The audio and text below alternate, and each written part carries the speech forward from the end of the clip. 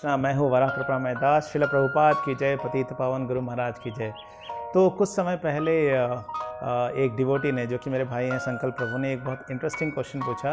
उन्होंने पूछा कि लक्ष्मी उनके पास रहती है जो नारायण की सेवा में रहते हैं। इसका मतलब है कि लक्ष्मी उनके पास ही रहनी चाहिए जो भगवान के भक्त हैं।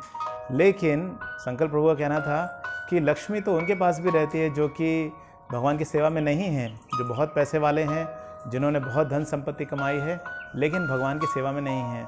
तो ऐसा कैसे होता है कि लक्ष्मी उन लोगों के पास भी रहती है जो भगवान की सेवा में नहीं रहते? तो काफ़ी इंटरेस्टिंग प्रश्न था, तो मैंने सोचा इस पर वीडियो बनाया जाए। तो इसका उत्तर ये है, ध्यान से सुनिएगा, कि जब हम देखते हैं कि लक्ष्मी मतलब हम समझते हैं कि धन संपत्ति, तो धन संपत्ति के दो अर्थ होते हैं। जब धन संपत्ति उन लोगों के पास है जो भगवान की सेवा में नहीं है, तो वो धन संपत्ति लक्ष्मी नहीं है, वो दुर्गा का रूप है। और हम सब जानते हैं कि देवी दुर्गा भगवान कृष्ण की कितनी बड़ी भक्त हैं। तो वो उन लोगों का भी भला नहीं करती। हालांकि उनके पास धन संपत्ति तो रहती है, लेकिन क्योंकि वो धन संपत्ति भगवान की सेवा में इस्तेमाल नहीं हो रही है, कृष्ण की सेवा में नहीं है, इसलिए उस धन संपत्ति का जब वे इस्तेमाल करते हैं तो वो उनके लिए बड़ी ही विपत्ति का कारण बनती है। हमने अक्सर देखा है कि लोग पैसे वाले तो हो जाते हैं, बहुत पैसे इकट्ठा कर लेते हैं, लेकिन उनके घर में कलह और विवाद पूरी तरह से व्याप्त रहते हैं और वे कभी प्रसन्न नहीं रह पाते। इतना ही नहीं, वो जो धन संपत्ति इकट्ठा करते हैं, उनके जाने के बाद उसी धन संपत्ति का इस्तेमाल करके उनके आने वाले जो वंशज हैं, उनकी जो जनरेशन है, वे नर्क में चले जाते हैं। आपने देखा होगा बहुत सारे अमीर लोगों के बच्चे बिगड़े रहते हैं। कोई शराब की लत में रहता है, कोई जुआ खेलने की लत में रहता है, कोई अवैध स्त्री पुरुष संग में रहता है।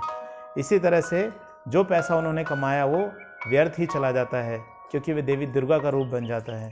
तो अगर आप चाहते हैं कि आपकी धन संपत्ति लक्ष्मी का रूप बन के रहे, तो आप अपनी धन संपत्ति का इस्तेमाल कुछ पोर्शन ज़रूर भगवान की सेवा में लगाइए, तब वो लक्ष्मी कहलाएगा, अन्यथा वो दुर्गा बन जाएगा। तो आप सोच रहे होंगे कि हम भगवान की सेवा में कैसे लग सकते हैं।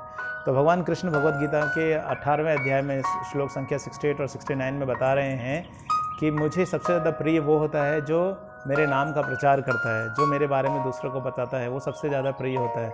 आप सोच रहे होंगे कि ये प्रचार तो हम कैसे कर सकते हैं, हमें तो कोई सुनेगा नहीं।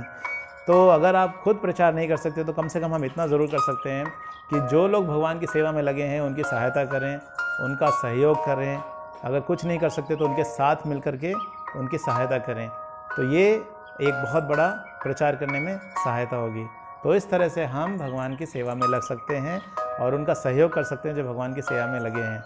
और जब हम ऐसा करते हैं तो याद रखिए, जो हमारी धन संपत्ति है वो लक्ष्मी बन जाती है।